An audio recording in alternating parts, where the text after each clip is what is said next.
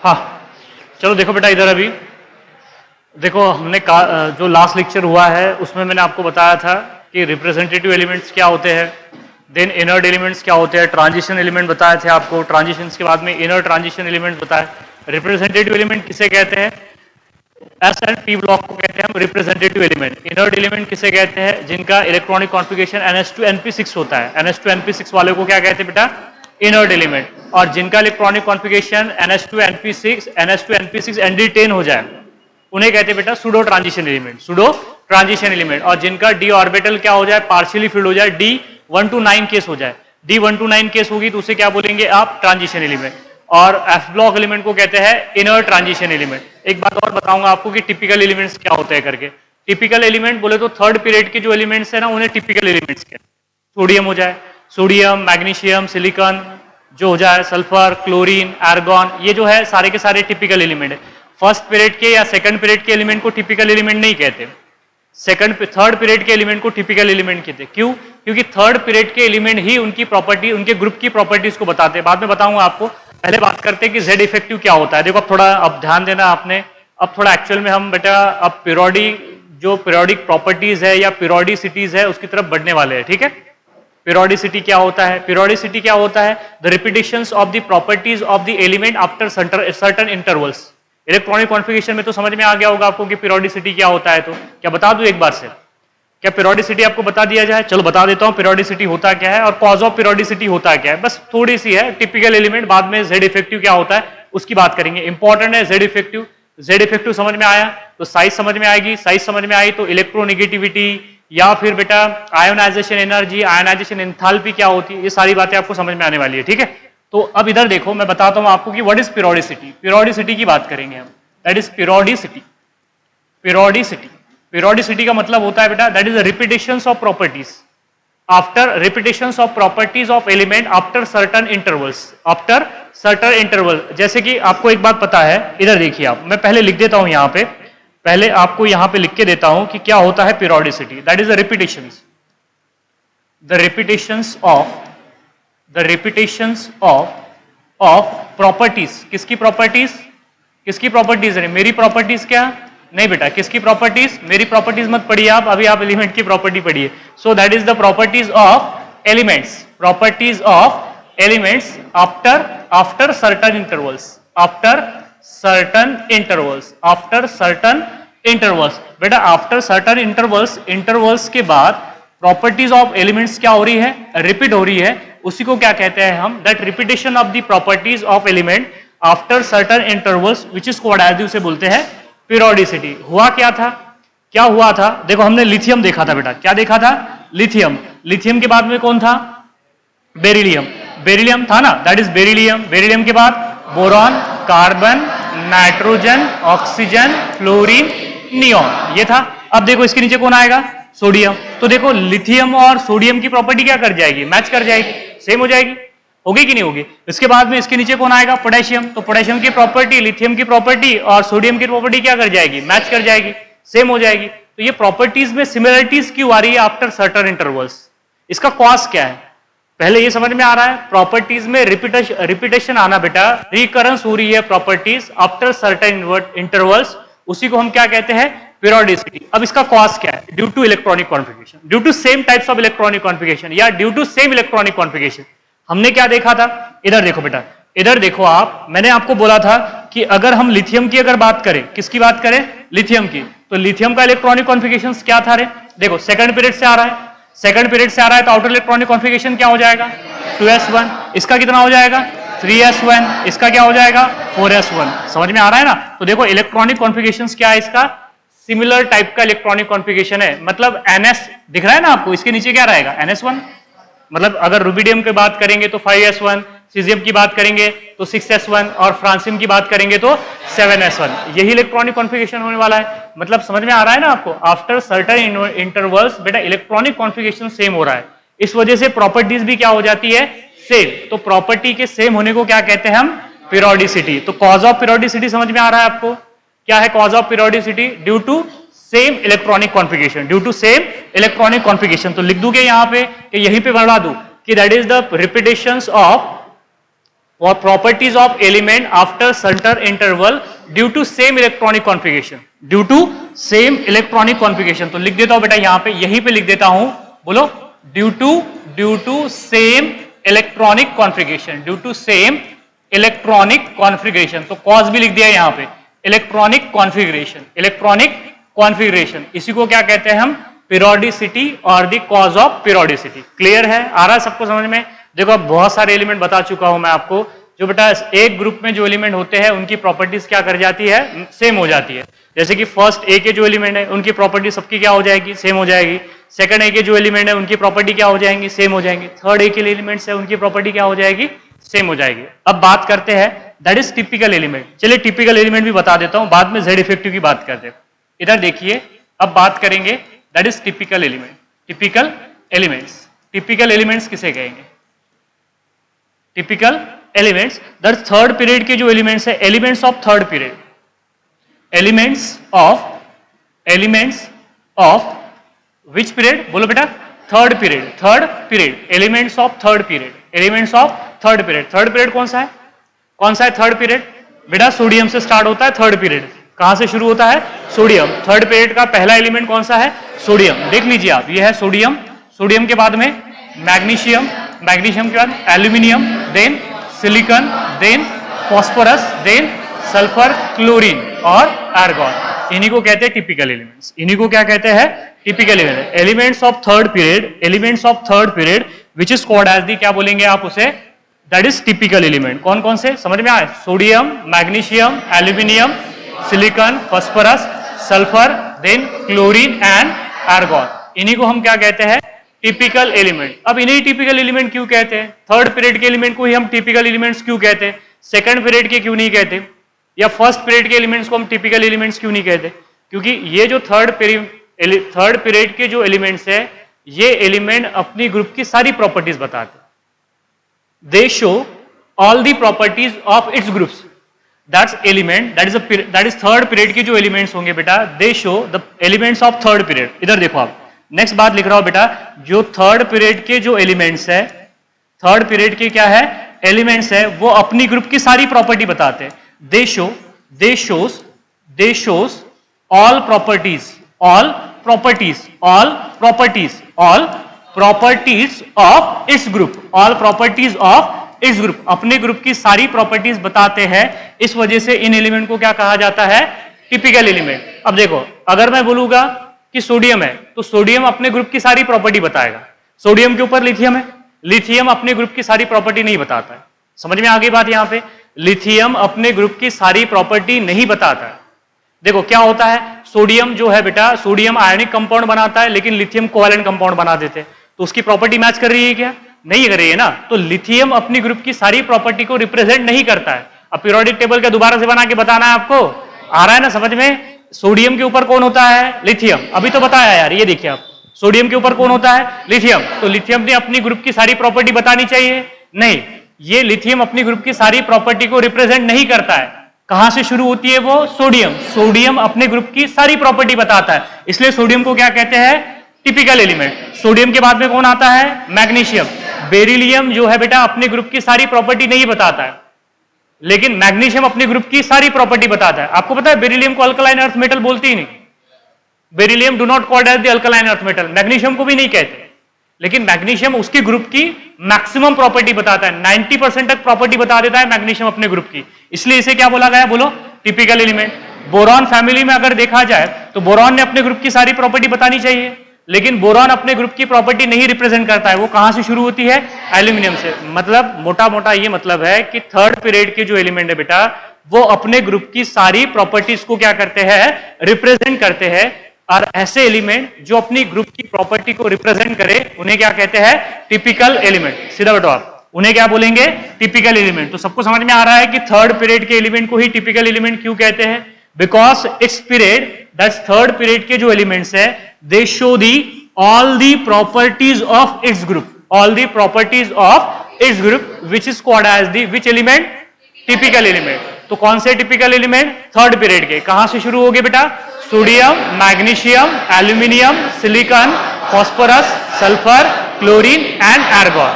Fourth period के नहीं, third period के। आ गया सबको समझ में? बस इतनी बात बतानी थी मुझे। अब बात करते हैं बेटा जेड इफेक्टिव की। चलो इधर देखो, अब जेड इफेक्टिव का मतलब होता है इफेक्टिव न्यूक्लियर चार्ज।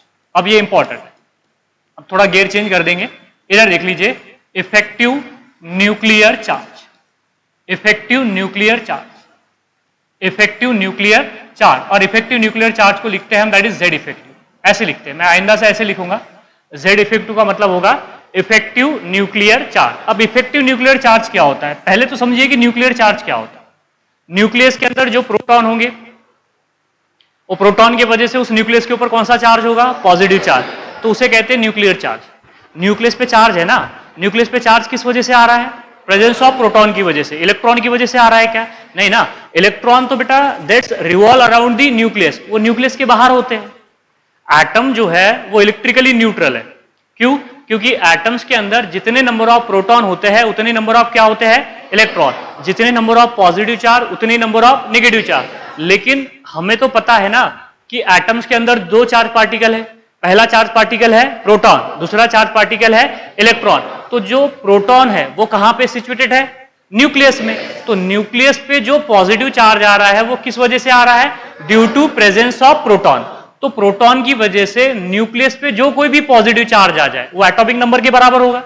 अरे सही है ना, हाइड्रोजन में 1 प्रोटॉन होता है, नाइट्रोजन में 7 प्रोटॉन होते हैं, सोडियम में 11 प्रोटॉन होते हैं, नियॉन में 10 प्रोटॉन होते हैं। तो बेटा उस प्रोटॉन की वजह से न्यूक्लियस पे क्या आ रहा है? चार्ज आ रहा है। तो due to presence of proton nucleus carry the charge, और जितना भी चार्ज होगा, जितने नंबर ऑफ प्रोटॉन होंगे उतना चार्ज होगा, उसे बोलते हैं न्यूक्लियर चार्ज। क्या बोलते हैं उसे?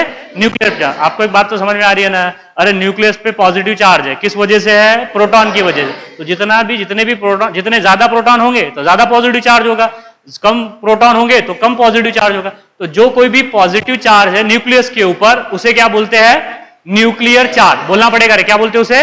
Nuclear charge. लेकिन ये जो न्यूक्लियर जेड इफेक्टिव है या इफेक्टिव न्यूक्लियर चार्ज है उससे अलग है। ये उससे अलग कैसा है? न्यूक्लियर चार्ज ही है ये, प्रोटॉन की वजह से ही आएगा, लेकिन ये थोड़ा अलग है। उसके लिए आपको ये बात समझनी पड़ेगी। इधर देखिए आप, इधर देखो बेटा, ये मेरे पास में यहां पे न्यूक्लियस है। इधर थोड़ा ध्यान दीजिए आप, ये किसी एटम का न्यूक्लियस है। इस न्यूक्लियस के अराउंड वेरियस सर्कुलर पाथ होते हैं जिसे हम क्या कहते हैं?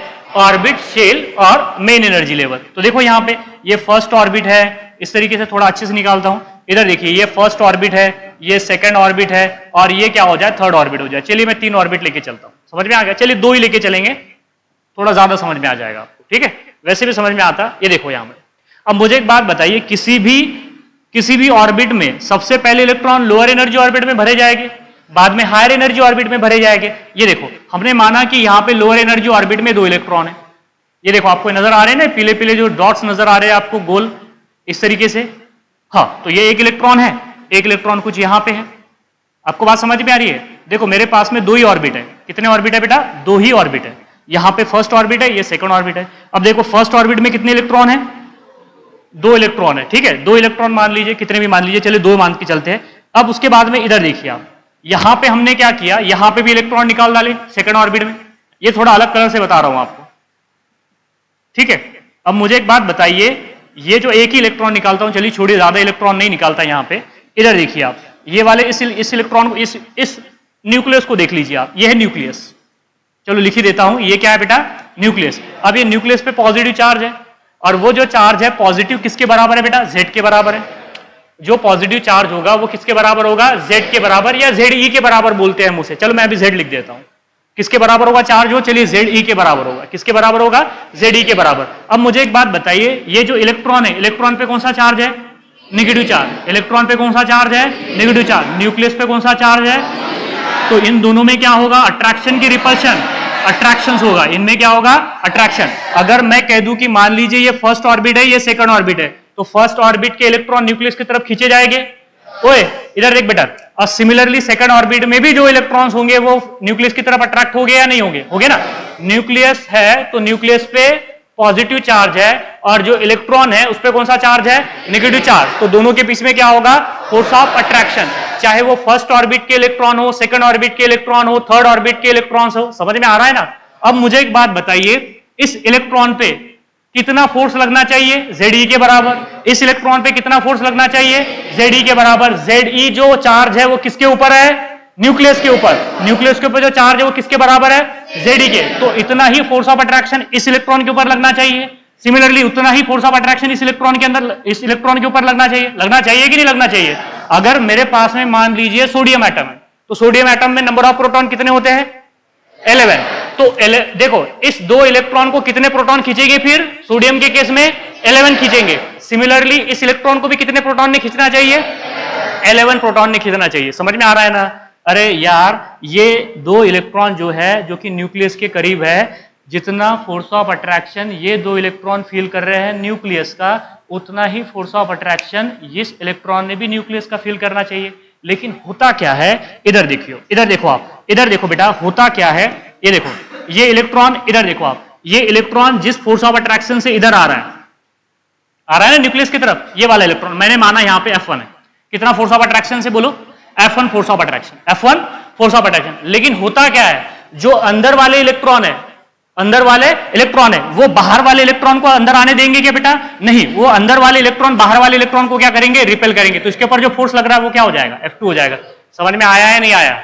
देखो वो जो बाहर वाले इलेक्ट्रॉन है वो न्यूक्लियस की तरफ जाना चाहते हैं, क्योंकि न्यूक्लियस का उनके ऊपर क्या लग रहा है, फोर्स ऑफ अट्रैक्शन। लेकिन जो अंदर वाले इलेक्ट्रॉन है वो बाहर वाले इलेक्ट्रॉन को क्या करेंगे, रिपेल करेंगे, क्योंकि ये अंदर वाले इलेक्ट्रॉन पे कौन सा चार्ज है, नेगेटिव चार्ज, बाहर वाले इलेक्ट्रॉन पे भी कौन सा चार्ज है, नेगेटिव चार्ज। तो नेगेटिव में क्या होगा, रिपल्शन होगा। समझ में आ रहा है या नहीं आ रहा है, आ रहा है समझ में। तो जो नेट चार्ज न्यूक्लियस का इसके ऊपर लगेगा, किसके ऊपर, इस आउटर मोस्ट इलेक्ट्रॉन के ऊपर, इस ब्लू डॉट के ऊपर जो इलेक्ट्रॉन के ऊपर लगेगा वो 11 प्रोटॉन का लगेगा क्या, अगर सोडियम होगा तो, नहीं, 11 से ज्यादा का लगेगा, 11 से कम का लगेगा, कम का लगेगा। समझ में आया या नहीं आया। देखो जिस फोर्स ऑफ अट्रैक्शन से ये इलेक्ट्रॉन इस न्यूक्लियस की तरफ जाना चाहिए उतने से जा रहा है क्या, नहीं, उससे कम जा रहा है, कमी आ रही है उसमें। क्यों कमी आ रही है, क्योंकि ये अंदर वाले इलेक्ट्रॉन बाहर वाले इलेक्ट्रॉन को क्या कर रहे हैं बेटा, रिपेल कर रहे हैं। और जब अंदर वाले इलेक्ट्रॉन बाहर वाले इलेक्ट्रॉन को रिपेल करते हैं उसे बोलते हैं शील्डिंग। क्या बोलते हैं उसे, शील्डिंग। समझ में आ रहा है ना। शील्डिंग का मतलब होता है कमी, कर्टन्स होता है वैसे तो, शील्डिंग का मतलब होता है कमी। यहां पे कमी हो रही है, किसमें कमी हो रही है,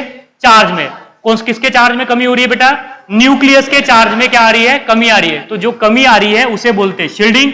और जो चार्ज ये इलेक्ट्रॉन ने फिल करना चाहिए था उतना चार्ज फिल कर रहे हैं कि ये, नहीं, उससे कम कर रहे हैं कि ज्यादा कर रहे हैं, कम कर रहे हैं, उसे बोलते हैं Z इफेक्टिव। उसे क्या बोलते हैं, Z इफेक्टिव। तो जो Z इफेक्टिव होगा बेटा, that is effective nuclear charge which is equal to, लगना कितना चाहिए था, F1, लगना कितना चाहिए था, F1, लेकिन कमी कितनी की हो रही है, F2 की। तो यहां पे हो जाएगा बेटा F1 माइनस F2, तो ये बराबर किसके हो जाएगा, Z इफेक्टिव के बराबर हो जाएगा। इसी को क्या कहते हैं बेटा, इफेक्टिव न्यूक्लियर चार्ज। और जो अंदर वाले इलेक्ट्रॉन बाहर वाले इलेक्ट्रॉन को रिपेल कर रहे हैं, नजर तो आ रहा है ना आपको, ये अंदर वाले इलेक्ट्रॉन बाहर वाले इलेक्ट्रॉन को क्या कर रहे हैं बेटा, रिपेल कर रहे हैं, इसे बोलते हैं सिग्मा। क्या बोलते हैं, सिग्मा। और सिग्मा का मतलब होता है शील्डिंग। सिग्मा का मतलब क्या होता है यहाँ पे, शील्डिंग। आ रहा है ना सबको समझ में, अरे समझ में आ रहा है या नहीं आ रहा है, आ रहा है सबको समझ में। जैसे कि फॉर एग्जांपल होता क्या है, जैसे आपको एक रियल एग्जांपल लेके चलता हूं बेटा। जैसे कि मान लीजिए गवर्नमेंट ने एक रोड बनाने के लिए एक कॉन्ट्रैक्टर को हायर किया, एक रोड बनाना है, 10 लाख रुपए सैंक्शन हुए रोड बनाने के लिए। क्या वो 10 लाख रुपए का रोड बनाएगा, नहीं, 15 लाख का बनाएगा क्या, नहीं ना, 5 लाख का बनाएगा। कितने का बनाएगा, 5 लाख। और बाकी के 5 लाख क्या हो गए, जेब में चले गए। उसी को क्या कहते हैं, शील्डिंग कहते हैं। क्या कहते हैं उसे, शील्डिंग। समझ में आ रहा है ना। यहां पे भी हो रहा है क्या है, इस न्यूक्लियस के इस इलेक्ट्रॉन के ऊपर, हाँ इधर देखो बेटा, बस यहां पे देखो, आपने नहीं करना है शील्डिंग। यहां पे बेटा इस इलेक्ट्रॉन पे जितना फोर्स ऑफ अट्रैक्शन लगना चाहिए था, क्या उतना लग रहा है, नहीं, क्योंकि अंदर वाले इलेक्ट्रॉन क्या कर रहे हैं, उसे रिपेल कर रहे हैं, मतलब शील्डिंग होगी। क्या होगी, शील्डिंग। एक्चुअल में लगना कितना चाहिए था, बोलो, किसके बराबर लगना चाहिए था, Z के बराबर लगना चाहिए था। जितने नंबर ऑफ प्रोटॉन होंगे उसके बराबर लगना चाहिए था। लेकिन शील्डिंग की वजह से क्या आ रही है, उसमें कमी आ रही है। तो जो बेटा कमी आई है उसे बोलते हैं शील्डिंग। और आफ्टर शील्डिंग जो न्यूक्लियर चार्ज एक्सपीरियंस कर रहे हैं इलेक्ट्रॉन, उसी को हम क्या बोलते हैं बेटा, इफेक्टिव न्यूक्लियर चार्ज। क्या बोलते हैं उसे, effective nuclear charge. Effective nuclear charge में और न्यूक्लियर चार्ज में फर्क समझ में आ रहा है आपको। जितने नंबर ऑफ टोटल प्रोटॉन्स है वो हो जाएगा न्यूक्लियर चार्ज। लेकिन क्या आउटर मोस्ट इलेक्ट्रॉन उतने प्रोटॉन का फोर्स ऑफ अट्रैक्शन फील कर पा रहे हैं, नहीं कर पा रहे। तो कम फोर्स ऑफ अट्रैक्शन क्या कर रहे हैं, फील कर रहे हैं। किस वजह से, due to shielding, due to the shielding. तो जो बचता है बेटा उसी दैट फोर्स ऑफ अट्रैक्शन को ही क्या कहते हैं हम, effective nuclear charge. That is shielding समझ में आ रहा है. The repulsions of outermost electron and innermost electron repel to the outermost electron, which is called as the shielding. And due to shielding, the decrease in nuclear charge, which is called as the, क्या बोलते हैं उसे, effective nuclear charge. क्या बोलेंगे उसे, effective nuclear charge. अब सवाल ये है कि effective nuclear charge निकालते कैसे हैं, तो उसके लिए रूल है बेटा. देखो बुक्स में 8-10 रूल दिए हैं, 8-10 रूल पढ़ने की कोई जरूरत नहीं. आपको एक डायग्राम बताऊंगा छोटी सी, बस उतने डायग्राम पर से बेटा आप वो रूल को आप दिमाग में रख सकते हो. देखो इधर देखो, आप मेरे पास में ये सेंटर है, किसी भी एटम का सेंटर है, वो क्या हो जाएगा, न्यूक्लियस हो जाएगा. इस न्यूक्लियस में देखो, अगर हमने माना कि ये फर्स्ट ऑर्बिट है, ये सेकंड ऑर्बिट है, ये थर्ड ऑर्बिट है और ये फोर्थ ऑर्बिट है. चलिए 4 ही निकालते हैं हम. चलो ठीक है, क्लियर है ना. चलो ये देखो, अब मैं फर्स्ट और सेकंड और थर्ड की बात नहीं करता बेटा. इधर देखिए आप, मुझे एक बात बताइए, अगर मैं ये देखो, ये टोटल 4-5 हमने ऑर्बिट निकाले हैं इस न्यूक्लियस के अराउंड, इसे थोड़ा ऐसा कर देते. अगर मैंने बेटा इस ऑर्बिट को n माना, इस ऑर्बिट को क्या माना, n, तो ये n-1 होगी. समझ में आया है नहीं आया. अगर इससे n मानोगे तो ये क्या हो जाएगी, n-1. ये क्या हो जाएगी रे, n-2. ये क्या हो जाएगी, n-3. ये क्या हो जाएगी, n-3. आ रहा सबको समझ में. ये अगर आउटर मोस्ट ऑर्बिट है, पहले ये समझ लीजिए, वरना आपको बेटा निकालती नहीं आएगा फिर से डिफेक्ट, फिर प्रॉब्लम होगी. फिर बच्चों को कितने भी आराम से बता दूंगा मैं, तो फिर उनको समझ में नहीं आता है कि क्या हो रहा है. पहले देख लीजिए, अगर ये n ऑर्बिट है बेटा, तो ये क्या हो जाएगी, n-1 हो जाएगी, ये n-2 हो जाएगी, ये n-3 हो जाएगी. मतलब मुझे फर्स्ट और सेकंड की बात नहीं कर रहा हूं मैं, फर्स्ट ऑर्बिट की जो न्यूक्लियस के करीब है, फर्स्ट, सेकंड, थर्ड, फोर्थ, इसकी बात नहीं कर रहे. हम यहां से शुरुआत कर रहे हैं. ये हो गई nth ऑर्बिट, n-1 उससे पहली, n-2 उससे पहली, n-3.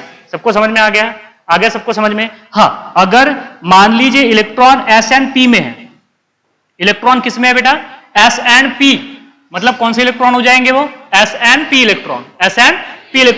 तो देखो s एंड p इलेक्ट्रॉन के लिए n ऑर्बिट में जो शील्डिंग की वैल्यू होती है बेटा, वो होती है 0.35. शील्डिंग समझता ना आपको, शील्डिंग तो अभी तो बताया. जो inner electron outer most electron को क्या कर रहे हैं, रिपेल कर रहे हैं, उसे बोलते हैं बेटा शील्डिंग. तो जो s एंड p इलेक्ट्रॉन है, s and which electron, p electron, s and p electron के लिए बेटा शील्डिंग की वैल्यू दी है पर इलेक्ट्रॉन. और जो इलेक्ट्रॉन बेटा कौन से ऑर्बिट में हो जाए, n ऑर्बिट में हो जाए, तो उनके लिए शील्डिंग की वैल्यू क्या होती है, 0.53 पर इलेक्ट्रॉन है. ये एक इलेक्ट्रॉन के लिए. हाँ, अगर वो n-1 में चला जाए तो उसके लिए होती है 0.85. कितनी होती है, 0.85. हाँ, अगर वो n-2 में चला जाए तो ये हो जाती है 1, और n-3 में चला जाए तो भी क्या हो जाती है, 1. मतलब इससे पहले जो आएंगे n-3, n-4, n-5 के लिए, सबके लिए फिर बराबर हो जाती है शील्डिंग. देखो सिर्फ हम क्या बोल रहे हैं कि अगर इलेक्ट्रॉन nth ऑर्बिट में मौजूद है तो उसके लिए s एंड p इलेक्ट्रॉन के लिए शील्डिंग की वैल्यू होगी 0.53, और n-1 में होगा तो कितना होगा, हाँ 0.35, और n-1 में होगा तो 0.85. बाद में n-3, n-4, n-6, n-5 में सब में शील्डिंग बराबर की हो जाती है.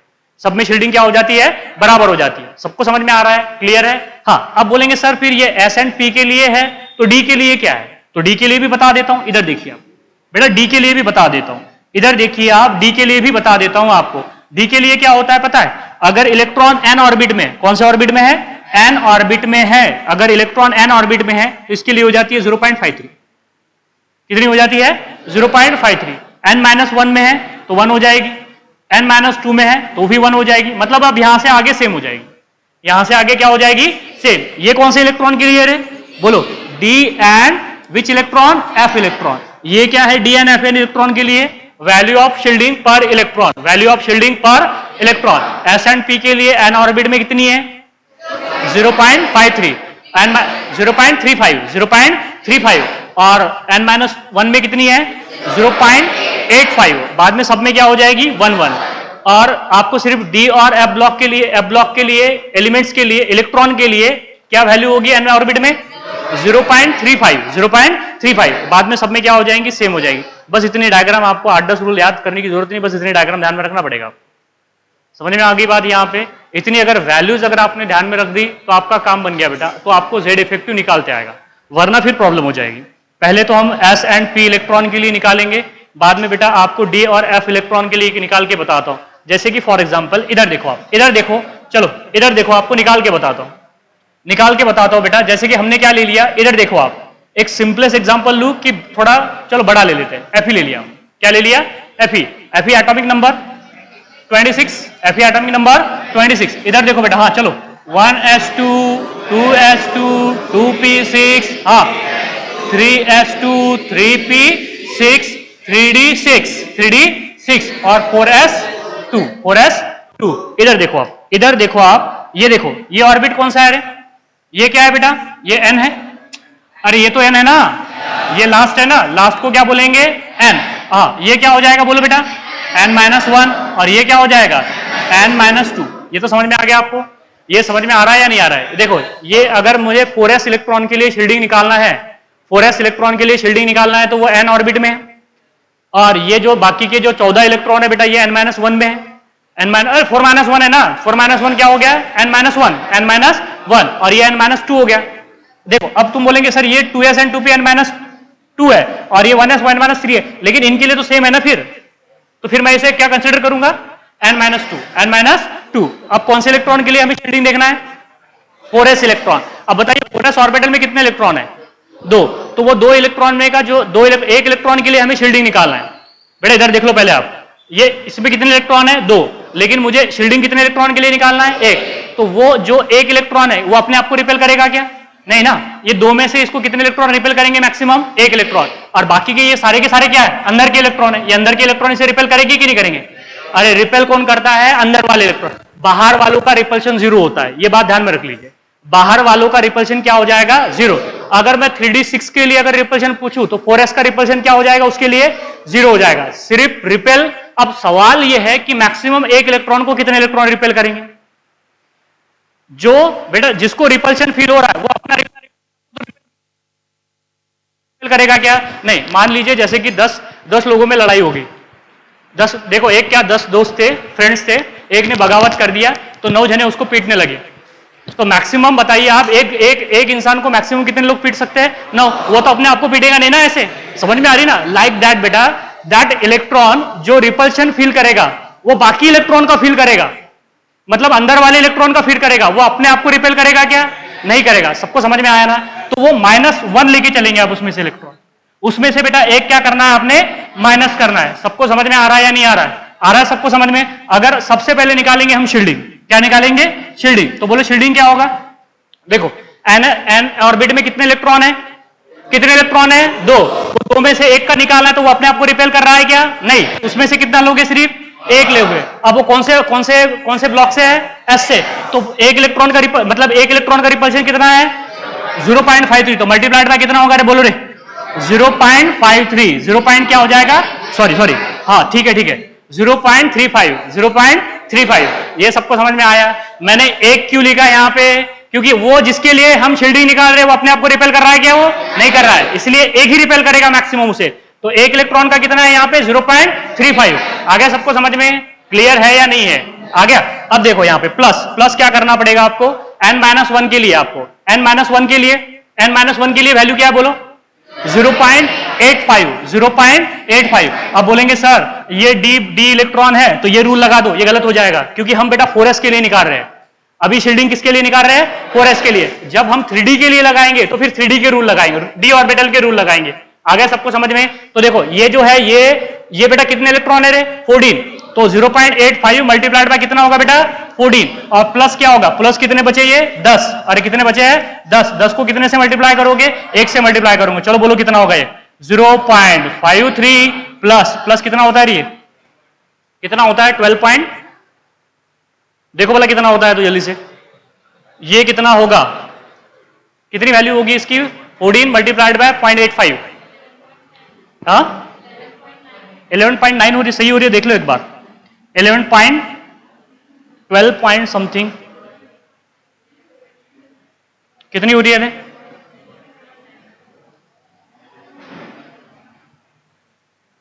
आ गया क्या,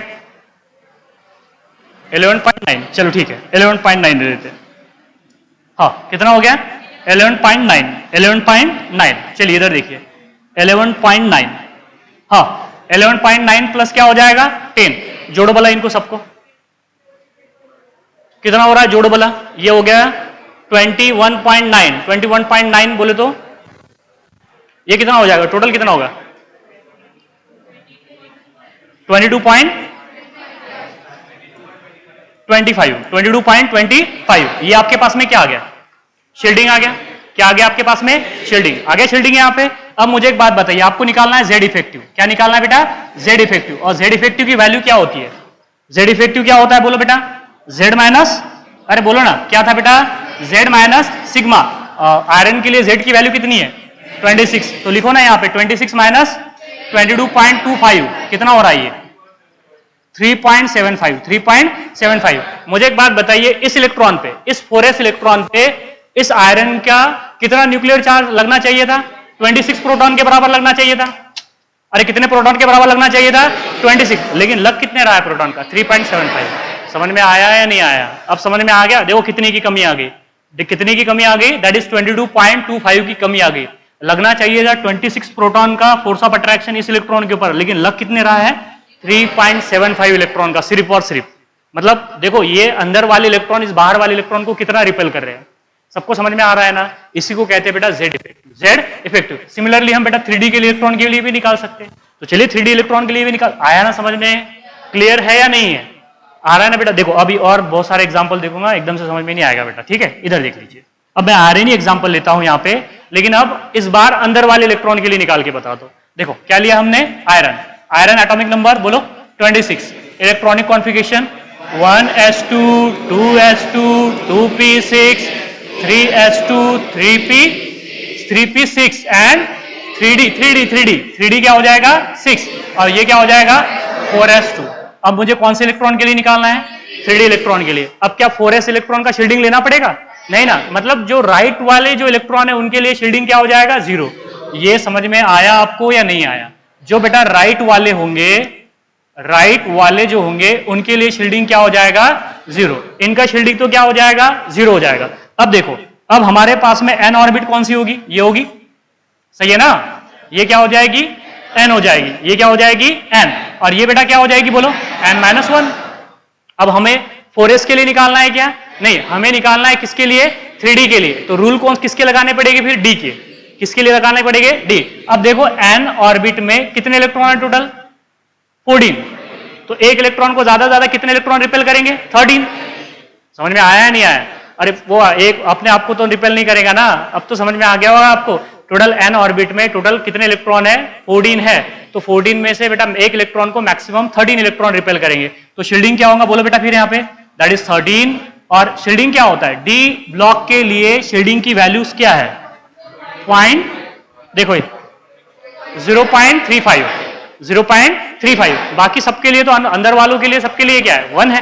तो यहां पे लिखेंगे हम टोटल इलेक्ट्रॉन कितने हैं, n में कितने इलेक्ट्रॉन 13, तो 13 मल्टीप्लाइड बाय 0.35 प्लस क्या करेंगे बोलो, प्लस कितने इलेक्ट्रॉन 1, टोटल इलेक्ट्रॉन कितने हैं 10 है, और 10 को किससे मल्टीप्लाई करेंगे आप, 1 से मल्टीप्लाई करेंगे, ठीक है। चलो बोलो ये कितना आ रहा है, देखो बोला कितना आ रहा है, दोबारा से बोलो 14 कैसा आएगा रे, नहीं ये टोटल निकाल देंगे, नहीं ये बताओ पहले 13 मल्टीप्लाइड बाय 4 ये आ जाएगा, इतना आ जाएगा, हाँ। प्लस क्या निकालेंगे आप यहाँ पे, दैट इज 10 मल्टीप्लाइड बाय क्या हो जाएगा 10। देखो ये 0.35 मल्टीप्लाइड बाय 13 तो 4.55 आ गया, और plus 10 multiplied by 1 is equals to कितना आ जाएगा 10 आ जाएगा। तो टोटल शील्डिंग कितना आ रहा है 14.55, सही है ना, देख लो आप 14.55। तो ये क्या आ गया बेटा, यहाँ पे शील्डिंग आ गया, ये क्या आ गया शील्डिंग। लेकिन हमें क्या निकालना है Z इफेक्टिव, क्या निकालना है Z इफेक्टिव। चलो बोलो कितना हो जाएगा, Z minus shielding, number of proton कितने हैं, अरे Z कितना है इसके लिए 26, तो लिखो यहाँ पे 26 माइनस 14.55 कितना हो रहा है, 11.45, 11 पॉइंट कितना हो रहा है 45। तो देखो बेटा 3D वाला इलेक्ट्रॉन जो है वो कितने प्रोटॉन का फोर्स ऑफ अट्रैक्शन फील कर रहा है 11.45, और ये कितने प्रोटॉन का फोर्स ऑफ अट्रैक्शन फील कर रहा है 3.75। समझ में आ रहा है या नहीं आ रहा है, मतलब जैसे जैसे देखो इधर देखो आप, ये कौन से ऑर्बिट का है, 4th ऑर्बिट का है, तो 4th ऑर्बिट के जो इलेक्ट्रॉन है वो न्यूक्लियस का कम फोर्स ऑफ अट्रैक्शन फील कर रहा था, अभी तो बताया यार, ये कितने इलेक्ट्रॉन का फोर्स ऑफ अट्रैक्शन फील कर रहा है। देखो यहाँ पे जेड इफेक्टिव कितना था 3.75। जैसे ही एक सेल अंदर चले गए हम, देखो इफेक्टिव न्यूक्लियर चार्ज बढ़ गया। इफेक्टिव न्यूक्लियर चार्ज क्या हो गया, बढ़ गया। और जैसे ही अंदर जाएंगे तो इफेक्टिव न्यूक्लियर चार्ज और बढ़ जाएगा। न्यूक्लियस के जैसे जैसे करीब जाएंगे इफेक्टिव न्यूक्लियर चार्ज क्या होता चला जाएगा, बढ़ता चला जाएगा। समझ में आया या नहीं आया? अब बताइए मुझे, अब ये जो इलेक्ट्रॉन है 4s में का इलेक्ट्रॉन है, ये न्यूक्लियस से कम एनर्जी से बंधा हुआ है या ज्यादा एनर्जी से बंधा हुआ है? कम। मतलब इसको निकालने के लिए ज्यादा एनर्जी लगेगी या कम एनर्जी लगेगी? कम एनर्जी लगेगी। और जो 3D में का इलेक्ट्रॉन है उसको निकालने के लिए कम एनर्जी लगेगी, ज्यादा लगेंगी? ज्यादा लगेंगी। समझ में आ रहा है? और जो इलेक्ट्रॉन को निकालने के लिए जो एनर्जी काम करती है उसे बोलते हैं आयोनाइजेशन एनर्जी। अब समझ में आ रहा है कि 4th ऑर्बिट में का इलेक्ट्रॉन अगर निकालना है तो कम आयोनाइजेशन एनर्जी से निकल जाएगा, लेकिन 3D में का इलेक्ट्रॉन निकालना है तो ज्यादा आयनाइजेशन एनर्जी लगेगी, क्योंकि उसके लिए उसके ऊपर जो इफेक्टिव न्यूक्लियर चार्ज लग रहा है वो 4s से ज्यादा है। इफेक्टिव न्यूक्लियर जो चार्ज लग रहा है वो क्या है बेटा, 4s से ज्यादा है। आ रहा है सबको समझ में या नहीं आ रहा है? आ रहा है ना बेटा? अल्फिया आ रहा है बेटा समझ में कि देखो जैसे जैसे अंदर जाएंगे हम वैसे वैसे इफेक्टिव न्यूक्लियर चार्ज की वैल्यू क्या होती चली जाएगी, बढ़ती चली जाएगी। बस सिर्फ और सिर्फ आपको क्या ध्यान में रखना है कि शील्डिंग पर इलेक्ट्रॉन, शील्डिंग कैसे निकाले वो आपको समझ में आ गया। तो Z माइनस शील्डिंग कर दो आप, तो क्या आ जाएगा आपके पास में बेटा, इफेक्टिव न्यूक्लियर चार्ज। आपको यहीं से क्लियर हो रहा है बेटा कि ये 3D वाले जो इलेक्ट्रॉन है, इस 3D वाले जो इलेक्ट्रॉन है इन पे 26 प्रोटॉन का फोर्स ऑफ अट्रैक्शन लगना चाहिए। मतलब ये जो है इलेक्ट्रॉन 26 प्रोटॉन का फोर्स ऑफ अट्रैक्शन फील करना चाहिए, लेकिन कर कितने रहे हैं? 11.45 इलेक्ट्रॉन का ही फोर्स ऑफ अट्रैक्शन वो क्या कर रहे हैं, फील कर रहे हैं। समझ में आ रहा है ना? तो इसी को कहते हैं हम effective nuclear charge. Effective nuclear charge अब समझ में आया या नहीं आया? क्लियर है ना? इफेक्टिव न्यूक्लियर चार्ज बढ़ेंगे तो आयनाइजेशन एनर्जी बढ़ेगी या नहीं बढ़ेगी? बढ़ेगी।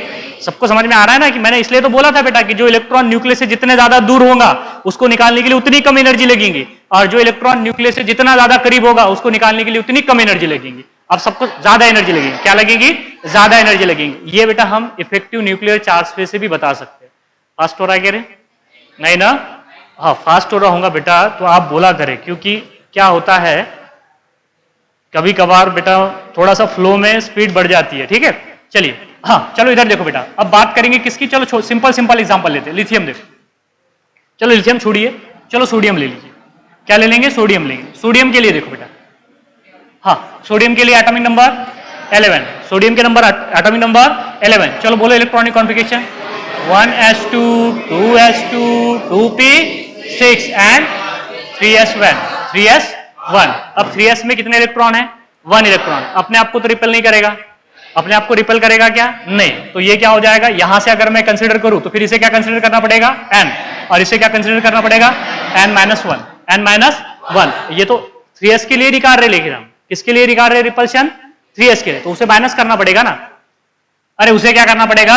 माइनस। तो ये क्या हो जाएगा मेरे पास में? चलो ऐसा लेते हैं, थोड़ा गलत नहीं होना चाहिए, गलत हो गया तो फिर सारी वैल्यू गलत हो जाएगी बेटा। चलो इसके लिए निकालना है मुझे, तो ये क्या होगा? n होगा। ये क्या हो जाएगा? n। अब इसमें तो एक ही इलेक्ट्रॉन है तो अपने आप को तो रिपेल नहीं करेगा, फिर अंदर वाले इलेक्ट्रॉन रिपेल करेंगे ना, तो इसे क्या कहेंगे हम? बोलो n-1। लेकिन हमें तो निकालना है 3s के लिए।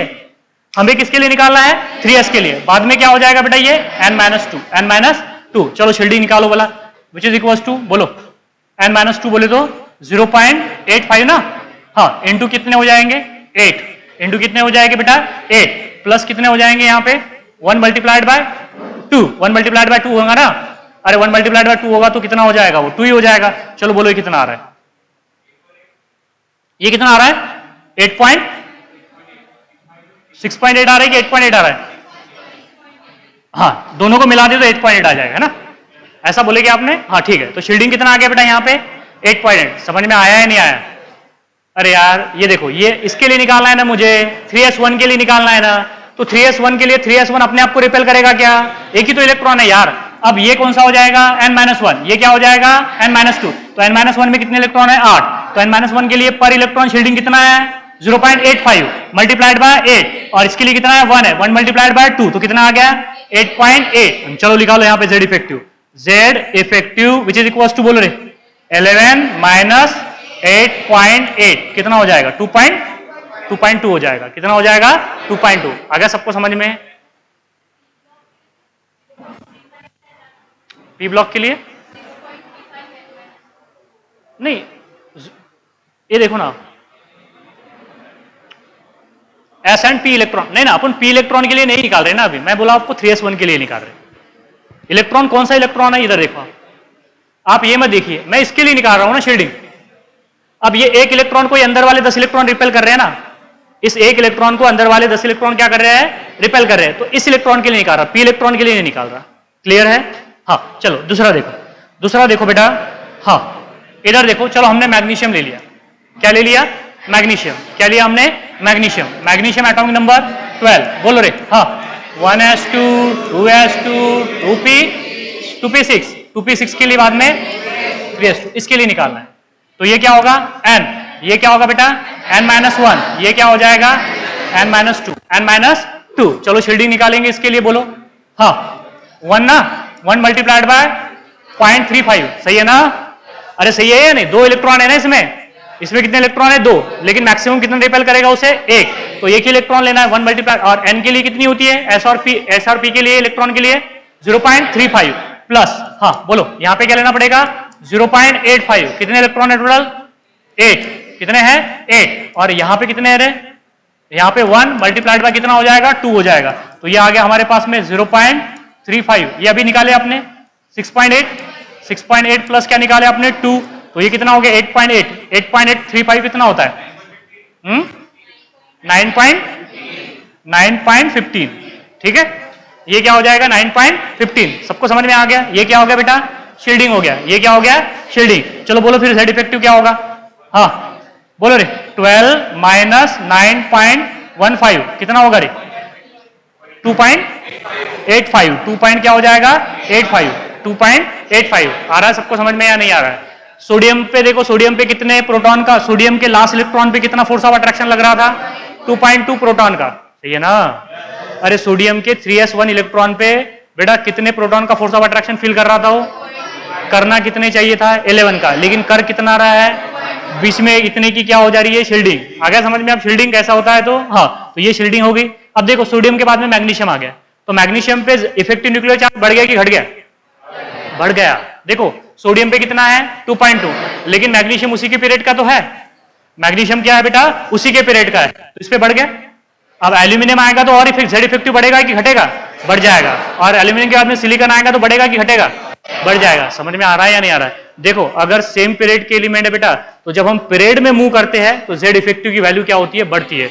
देखो सोडियम के बाद में आया मैग्नीशियम, मैग्नीशियम पे Z इफेक्टिव की वैल्यू हो गई 2.85, एल्यूमिनियम में इससे ज्यादा होगी, एल्यूमिनियम में उससे ज्यादा होगी, सिलिकॉन में उससे ज्यादा होगी, होगी कि नहीं होगी, निकालो बोला आप एल्यूमिनियम और सिलिकॉन के लिए निकालो अभी, चलो देखो आप कितनी होती है, तो एस इलेक्ट्रॉन के लिए मतलब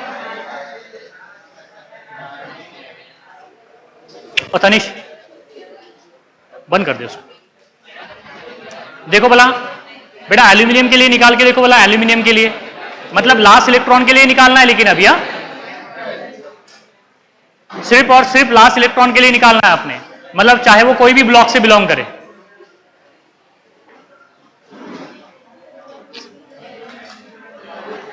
एल्यूमिनियम